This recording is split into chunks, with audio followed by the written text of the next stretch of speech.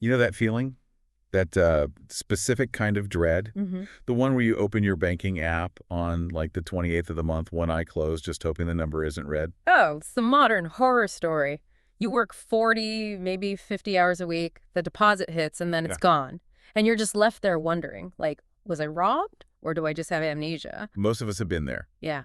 And the standard advice you always get from parents, finance gurus, whatever, is always the same. Yeah. You need a budget. Right. But let's be real. Yeah. When you hear the word budget, you don't think freedom. No, absolutely not. You think restriction. You think saying no to dinner with friends. Spreadsheets that just make you feel bad about yourself. It feels like a punishment. Which is exactly why I wanted to unpack this source today.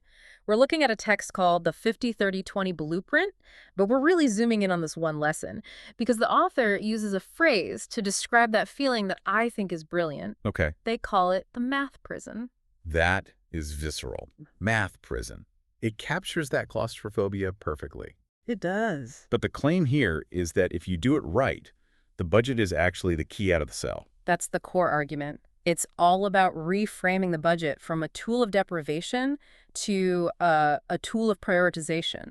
Now, financial topics can get pretty dry pretty fast. But this text does something really smart. It dramatizes the whole conflict using two characters. Sean and Annie. Right, Sean and Annie. And they really represent the two sides of our own brains, you know? Sean is the economist. He's rational, logical, maybe a little cold. For him, numbers are safety. He's the guy who brings a calculator to brunch to split the bill down to the cent. Probably, yeah. And then you have Annie. Annie is us. She's the listener surrogate. She's impulsive, emotional. She wants to enjoy her life right now. And Sean's spreadsheets just look like a cage to her. Exactly. I think most of us are Annie. We know we should be Sean, but we feel like Annie. So the story here is basically Sean trying to get Annie from living paycheck to paycheck to having some stability. And he starts with what they call the audit, or as the text puts it, finding the hole in the boat. This is interesting because Annie's first thought, and mine too, honestly, is that the problem is income. If I just made an extra 10 grand a year, I'd be fine. It's the if-only trap. But the source argues that unless you fix the leakage, more water or more income won't keep you afloat. You'll just sink faster with a heavier boat. They throw out a number here that I found kind of hard to swallow. They claim most people lose up to 30% of their income on invisible spending. 30% seems incredibly high for stuff you don't even notice. It sounds high until you break it down. We aren't talking about the mortgage or the car payment here. We're talking about that frictionless spending. Like what? The digital subscriptions you signed up for 3 years ago to watch one show, the in-app purchases, the grab-and-go food. The dreaded latte factor. It is a cliche for a reason. But hold on, I want to push back on that a bit because this is usually where financial advice gets annoying. Yeah. It feels like the advice is stop enjoying your life and you'll be rich. If I cut my morning coffee, sure, I save $5, but I'm also grumpy. Is Sean telling Annie she can't have the coffee? And that's the nuance that gets lost, right? He isn't saying coffee is bad. He's saying unmeasured coffee is dangerous. Okay. So when he audits Annie, he finds she has like 5 streaming services she doesn't watch and a daily coffee habit that, when you annualize it, equals the price of a vacation. Okay, when you put it that way, a latte versus a week in Spain, that changes the calculus. That's the whole point. It's not about judgment. It's about trade-offs. You can't manage what you don't measure. The audit isn't about saying no. It's about shining a light so you can decide if that's where you want your money to go. So step 1 is just stopping the bleeding, or at least seeing the wound. Exactly. Once Annie sees she's leaking cash, Sean introduces the main framework, the 50-30-20 rule. Now, I've heard this thrown around a million times. It's the golden standard. But I want to dig into the mechanics of it because the application is harder than the theory. The theory is deceptively simple. You split your net income, what actually hits your account, into 3 buckets: needs, wants, and future. Let's start with the big one. 50% for needs. The text defines this as non-negotiables: rent, food, transport. The basics. But here's my issue, and I think a lot of people feel this. What if your rent alone is 45%? In some cities, 50% for all your needs feels like a fantasy. That is a very real friction point, and the text acknowledges that this is a target, not always an immediate reality, but it serves as a diagnostic tool. What do you mean? If your basics, just keeping the lights on, are taking up 70% of your income, you don't have a budgeting problem. You have an income problem or a living beyond your means problem. So the 50% is a hard limit to strive for. If you're over it, you're in the danger zone. Precisely. It forces you to look at the big picture.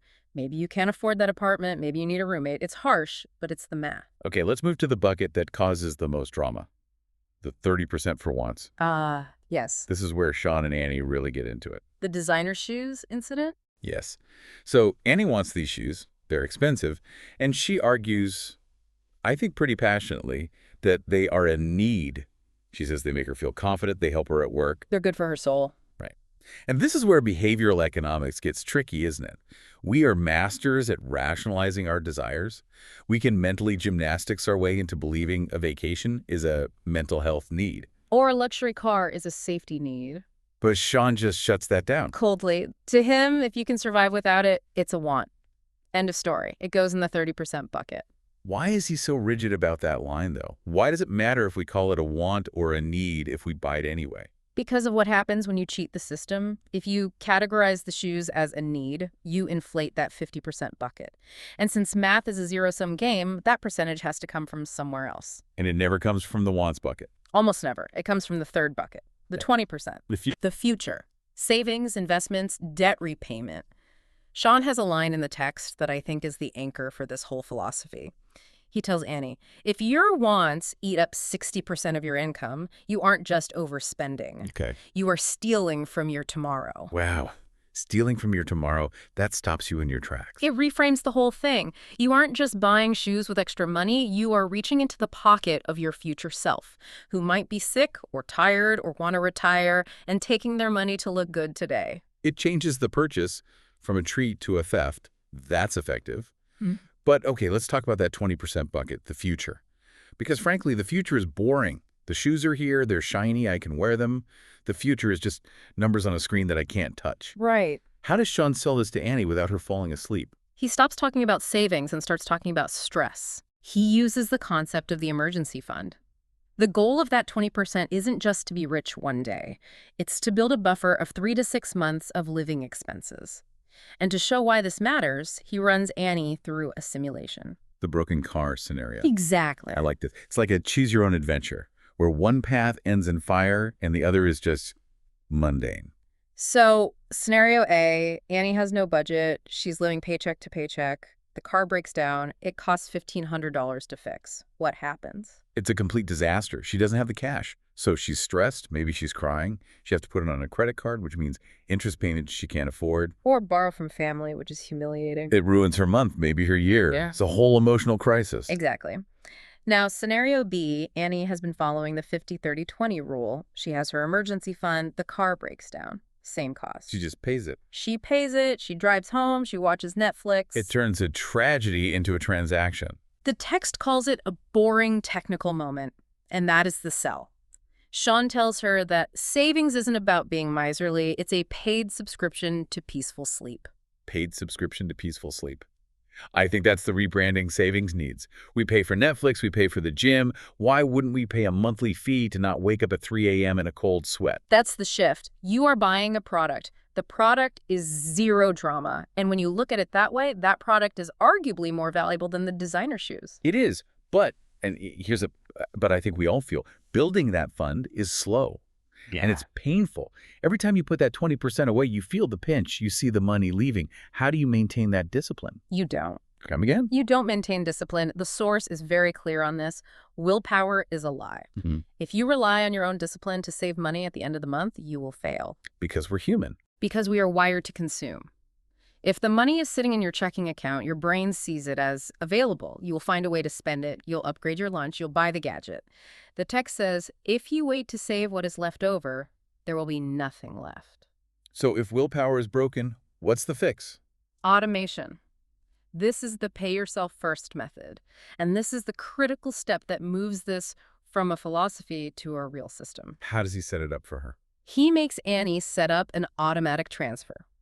The exact moment her paycheck lands, the bank automatically moves that 20% into a completely separate savings account.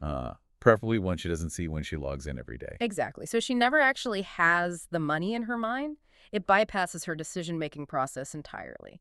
By the time she wakes up and checks her account, 20% is already gone. She has to live on the remaining 80%. It's artificial scarcity. It is. And humans are very good at adapting to scarcity. If you have $100, you spend 100. If you only have 80, you figure out how to live on 80. You adapt without even realizing it. But doesn't that feel risky? I mean, what if she needs that money? Locking it away instantly feels like a loss of control. That's the fear speaking, the scarcity mindset. But remember, it's her money. It's not gone. It's just parked. If a true emergency happens, she can access it.